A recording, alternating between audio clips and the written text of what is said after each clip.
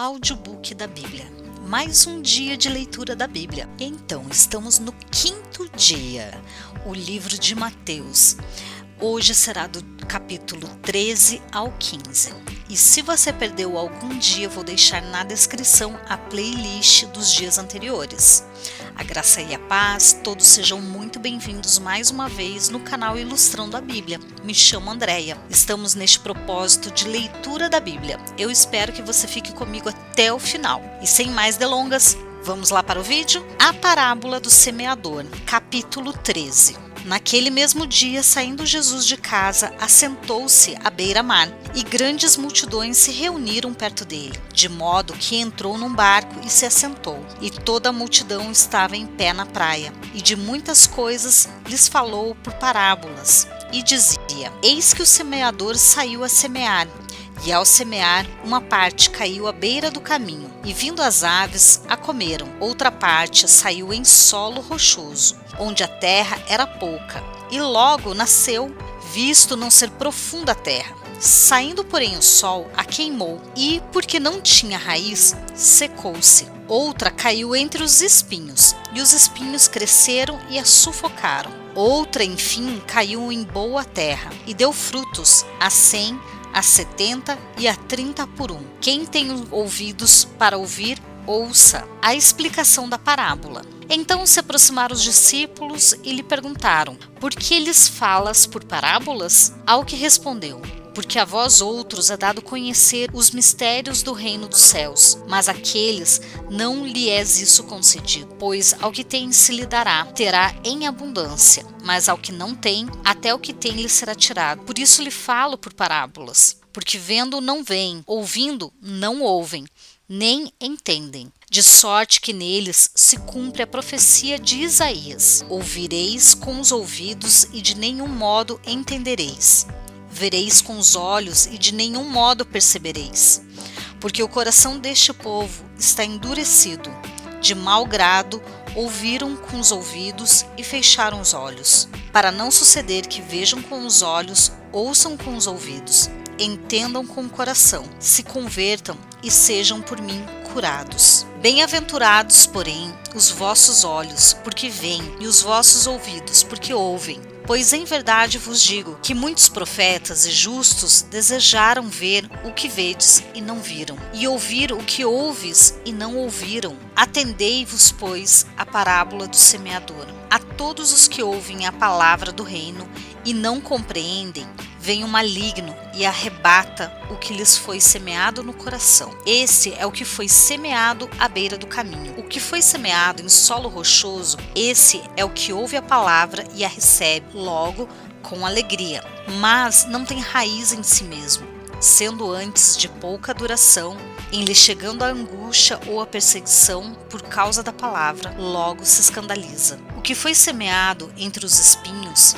é o que ouve a palavra, porém os cuidados do mundo e a fascinação das riquezas sufocam a palavra e fica infrutífera. Mas o que foi semeado em boa terra é o que ouve a palavra e a compreende. Este frutifica e produz a 100, a 70 e a 30 por 1. A parábola do joio. Outra parábola lhe propôs, dizendo: O reino dos céus é semelhante a um homem que semeou boa semente no seu campo. Mas enquanto os homens dormiam, veio o inimigo dele, semeou o joio no meio do trigo e retirou-se. E quando a erva cresceu, produziu fruto, apareceu também o joio. Então, vindo os servos do dono da casa, lhe disseram: Senhor, não semeaste boa semente no teu campo? Donde vem, pois, o joio? Ele, porém, lhe respondeu: O inimigo fez isso. Mas os servos lhe perguntaram: Queres que vamos e arranquemos o joio? Não, replicou ele, para que ao separar o joio não arranqueis também com ele o trigo. Deixai-os crescer juntos até a colheita, e no meio da colheita direi aos ceifeiros: Ajuntai primeiro o joio, atai-o em feixes para ser queimado, mas o trigo recolhei-o no meu celeiro. A parábola do grão de mostarda. Outra parábola lhe propôs, dizendo: O reino dos céus é semelhante a um grão de mostarda, que um homem tomou e plantou no seu campo, o qual é, na verdade, a menor de todas as sementes, e crescida, é maior do que as hortaliças e se faz árvore, de modo que as aves dos céus vêm ninhar-se nos seus ramos. A parábola do fermento. Disse-lhes outra parábola. O reino dos céus é semelhante ao fermento que uma mulher tomou e escondeu em 3 medidas de farinha, até ficar levedado. Porque Jesus falou por parábolas? Todas essas coisas disse Jesus às multidões por parábolas, e sem parábolas nada lhes dizia, para que se cumprisse o que foi dito por intermédio do profeta. Abrirei em parábolas a minha boca, publicarei coisas ocultas desde a criação do mundo. A explicação da parábola do joio. Então, despedindo as multidões, foi Jesus para casa, e chegando-se a ele, os seus discípulos disseram: Explica-nos a parábola do joio do campo. E ele respondeu: O que semeia a boa semente é o Filho do homem. O campo é o mundo, e a boa semente são os filhos do reino. O joio são os filhos do maligno. O inimigo que o semeou é o diabo, e a ceifa é a consumação do século, e os ceifeiros são os anjos.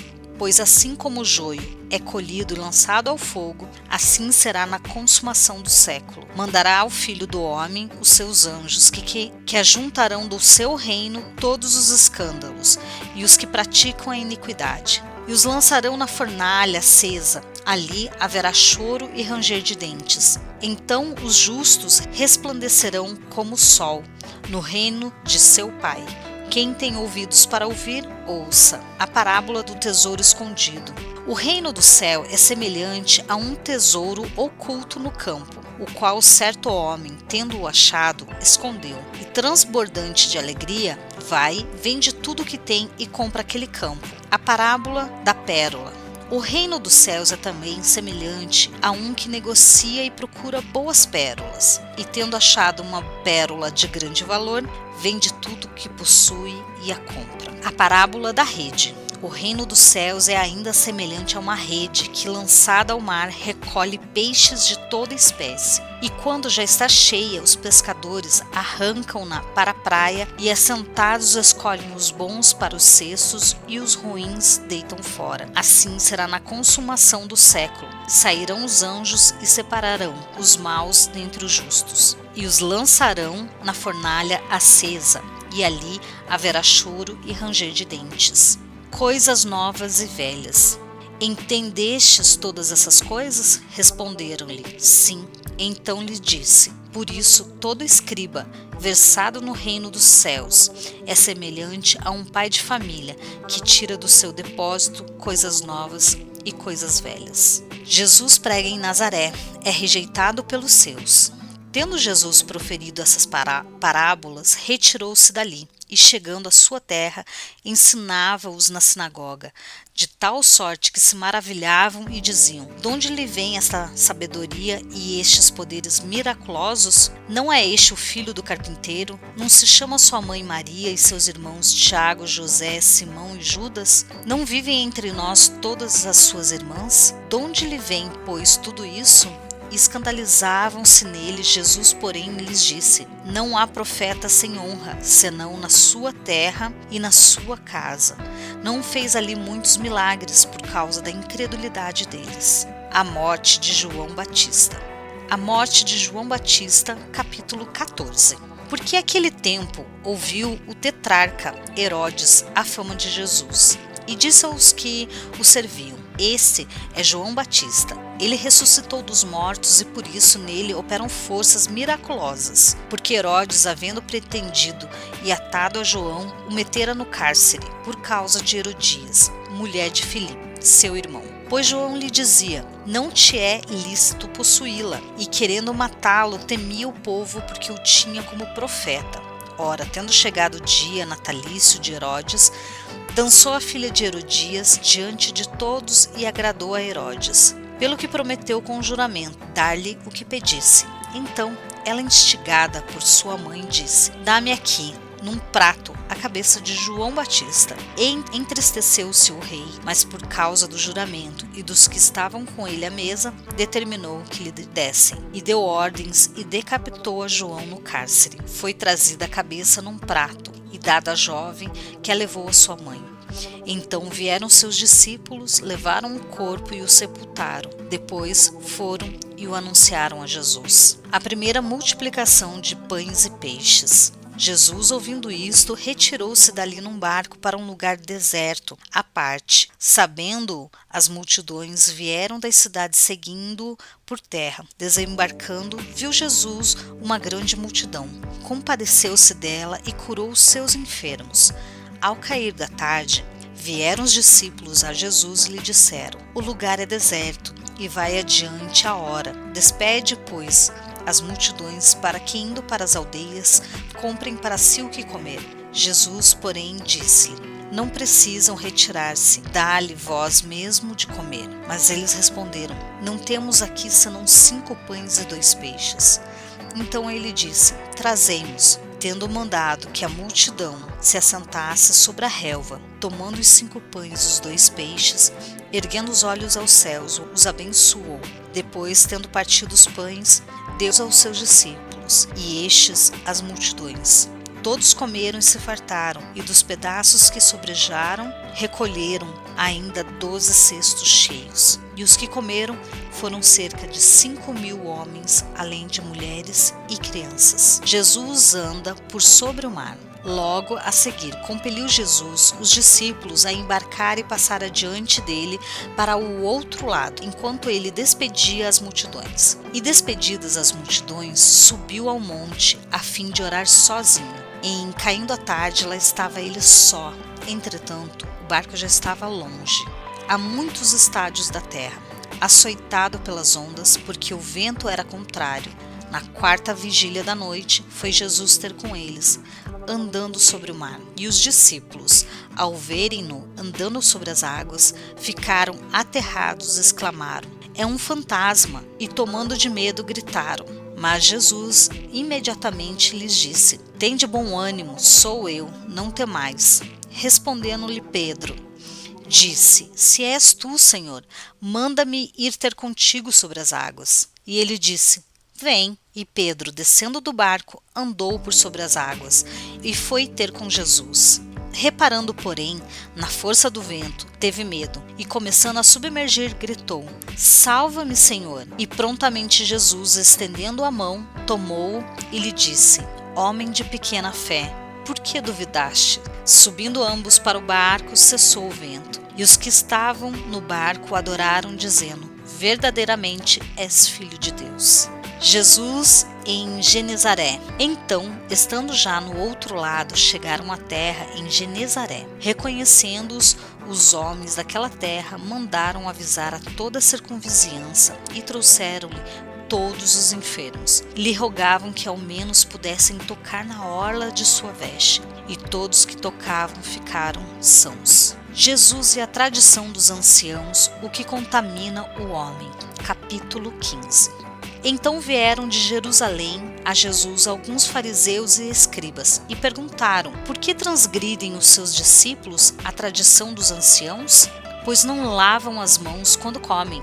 Ele, porém, lhe respondeu: por que transgredis vós também o mandamento de Deus por causa da vossa tradição? Porque Deus ordenou: honra a teu pai e a tua mãe, e quem maldisser a seu pai ou a sua mãe seja punido de morte. Mas vós dizeis: se alguém disser a seu pai ou a sua mãe, é oferta ao Senhor aquilo que poderia aproveitar de mim, esse jamais honrará a seu pai ou a sua mãe. E assim invalidastes a palavra de Deus por causa da vossa tradição. Hipócritas, bem profetizou Isaías a vosso respeito, dizendo: este povo honra-me com os lábios, mas o seu coração está longe de mim, e em vão me adoram, ensinando doutrinas que são preceitos de homens. E tendo convocado a multidão, lhes disse: ouvi e entendei, não é o que entra pela boca que contamina o homem, mas o que sai da boca, isso sim contamina o homem. Então, aproximando-se dele os discípulos, disseram: sabes que os fariseus, ouvindo a tua palavra, se escandalizaram? Ele, porém, respondeu: toda planta que meu Pai Celestial não plantou será arrancada. Deixai-os, são cegos, guias de cegos. Ora, se um cego guiar outro cego, cairão ambos no barranco. Então lhe disse Pedro: explica-nos a parábola.